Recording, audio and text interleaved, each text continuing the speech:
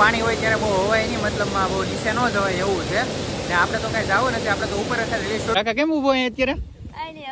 પાણી એવું જોવા હાલ મને રીલ બને. એને તો આખો મકાનમાં ખાડો પડી ગયો આખો કમ્પ્લીટ છે. તો મેં તો ઘડીક ઘરે ખોટી થઈ ગયું, કાંઈ નહીં આપણે વરસાદ ગયો છે પછી જઈએ તો હવે તો રહી ગયો છે. તો ફેમિલી જો જમવા આવું છું પણ બહુ વરસાદ પડે છે, એમાં કેમ જમવા જવું? જો ક્યારનો પડે છે, બંધ થતો નથી અને ભૂખ લાગી છે. અને જો ગાવડા પીછેરા ઓલે પણ ઉભા રહી ગયા છે. તો બહુ ક્યારનો વરસાદ પડે છે ને ગાડી આપણી પલ્લે છે ક્યારની. આજે આપણે બુલેટ નથી લાવ્યા, બુલેટ ભાઈ લઈ ગયેલા છે. તો હવે આમાં કેવો વરસાદ પડે છે, ક્યારનો બહુ પડે છે, એમાં મારે જમવા જવું પણ કેમ જવું?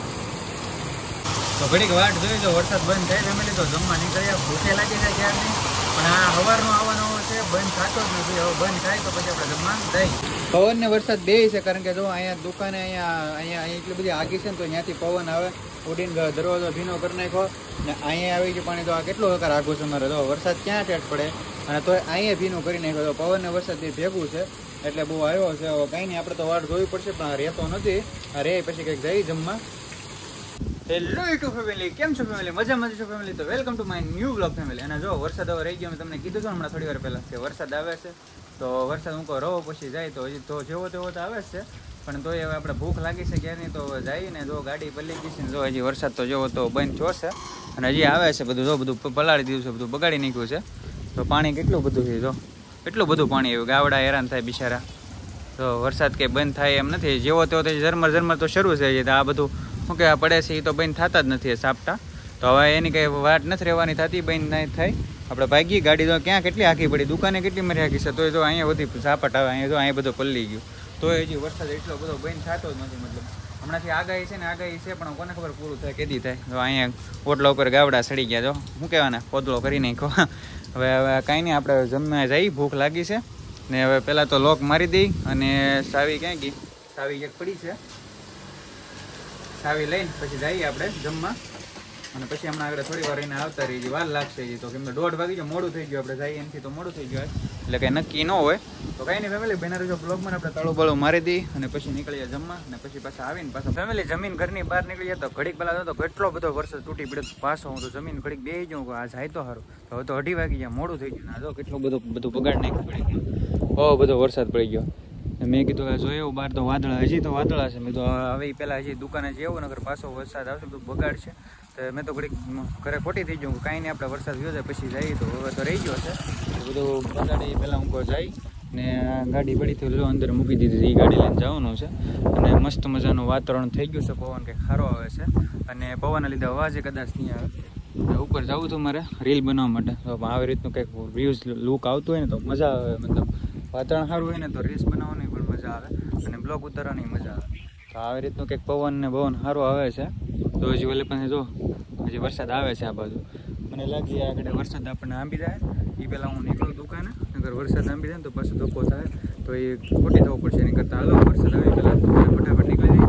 અગર ઘણી બસવાની કોશિશ કરી વરસાદની, પણ તો પલાળી દીધો. મારે એક તો તેલ નાખીને આવતો, તેલવાળો વરસાદનો વાત જો આપણે આમ રીં સડે એવું થઈ ગયા. કેવું માથું કરી નાખવું જો. અને અહીંયા હવે તો લાઇટે આવી ગઈ, લાઇટે નથી આજે. અને કાંઈ વાંધો નહીં યાર, બીજું તો શું કરું ફેમિલી. બના જો આપણા બ્લોગમાં હવે આવું જ છે ને. અત્યારે વાતાવરણ જોયું તો કેવું થઈ ગયું, અત્યારે પાછું કંઈક વાતાવરણ આવી રીતનું થઈ ગયું. કાંઈ વાંધો નહીં ફેમિલી, બના જો બ્લોગમાં આપણી ચેનલ પર ન હોય તો ચેનલ સબસ્ક્રાઈબ કરી લેજો. બીજું કંઈ નહીં, કેમ મહેનતથી બધું બનાવતા હોય ને આ વરસાદના લીધે ને વાવાઝોડા લીધે નુકસાની થતી હોય. તો તમે કાલના વિડીયોમાં જોઈ શકીએ યાર નુકસાની કરી છે આપણે. એટલે આપણે નથી કરીએ, વાવાઝોડા વરસાદે કરીએ છીએ નુકસાની. અને ઓલા પણ સામે નીચે બતાવતો એને તો કઈ રીતે નુકસાની થાય છે આખી બતાવો તમે. એને તો આખો મકાનમાં ખાડો પડી ગયો આખો કમ્પ્લીટ. આપણે આખે ઊભી આખી દિવાલ વહી ગઈ બધી. આખી દિવાલ વિચાર તો કરો, આ દિવાલ કવડી હતી અને જવડી દિવાલ હતી. આ દિવાલ આખી વહી ગઈ કમ્પ્લીટ, આખી બધી સંતર થઈ ગઈ હતી કમ્પ્લીટ ને આખી. આ પવન આમનો જ પવન આવતો ડાયરેક્ટ, આમ પવન જતો ડાયરેક્ટ આમથી આમ. એના લીધે આખી દિવાલ ગઈ. કાં તો પછી આમથી પવન આવતો તો ઓલી બાજુથી અહીંયા વહી ગઈ. આ બાજુથી પવન આવતો તો આ બાજુથી બીમ ભરેલા નહોતા ને. આ બીમ ભરેલા હોત ને તો વાંધો નહોતો, પણ એ બીમ ભરેલા નહોતા, બે બાજુના બીમ. આ બીમ તો એક ભરેલો હતો, તેમાંથી અડોડ હતો જો અહીંયા. હા, ઓલા બીમ જે હતા ને એ બીમ ભરેલા નહોતા, એના લીધે પછી પવન વધારે લાગુ પડતો હતો.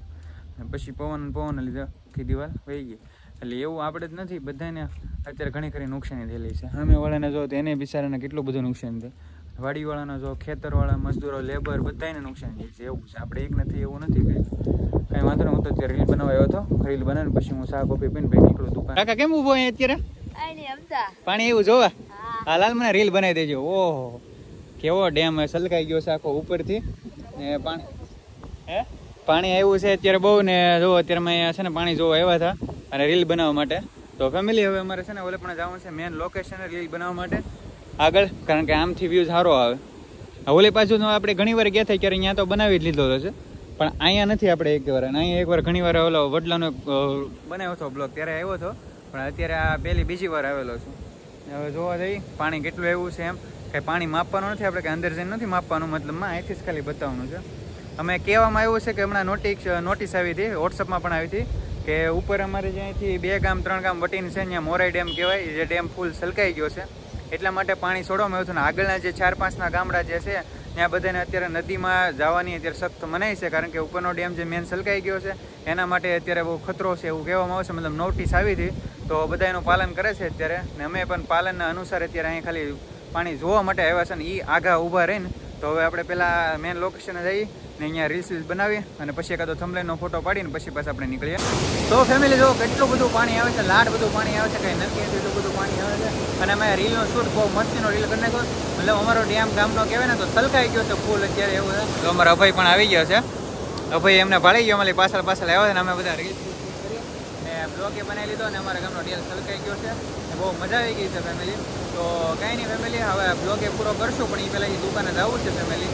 તો આપણી ચેનલ પર કરીને ખાસ કરીને જે નવા આવ્યો તો ચેનલને સબસ્ક્રાઈબ કરતા જાઓ ને, બેલ આઇકનને પ્રેસ કરજો, વિડીયોને લાઈક બાઈક કરજો. હું તો ઘરે જતો હતો, મને એમ તો ભૂખ લાગે તો કંઈક નાસ્તો કરતો હતો, ભાઈ બનો કે હાલો ને કે આપણે ડેમે જતા આવી તો રાખવાની મળી ગયા છે. મને કે હાલો ડેમે જઈએ, આંટો ફોટો મળી, બ્લોગ બનાવી, વિડીયો બનાવી, કાંઈ વાંધો નહીં. તો અમે બ્લોગ બનાવવા આવી ગયા. મતલબ પાણીમાં બહુ અવાજ આવે છે, ડેમ છલકાઈ ગયો છે ફૂલ. જો આખો ડેમ છલકાઈ ગયો છે. ઓલી બાજુમાં તો આપણે વિડીયો બનાવ્યો હતો ઘણી વાર, આ બાજુમાં નથી આવ્યો, પણ આજ આપણે આ બાજુ આવી ગયા છે. ને અમારા ગામનો ડેમ હાવ છલકાઈ ગયો. ઓલી બાજુ માથેમાંથી 2 નદી ભેગી થાય, ઓલી બાજુની અને આ બાજુની 2 નદી ભેગી થાય અને પાણી હવાનું પાણી હોય ત્યારે બહુ હવાય નહીં, મતલબમાં બહુ નીચે ન જવાય એવું છે. ને આપણે તો કાંઈ જવું નથી, આપણે તો ઉપર રીલ શૂટ કરવા માટે આવ્યા હતા, પણ બહુ પાણીનો અવાજ છે એટલે અવાજ નહીં આવે.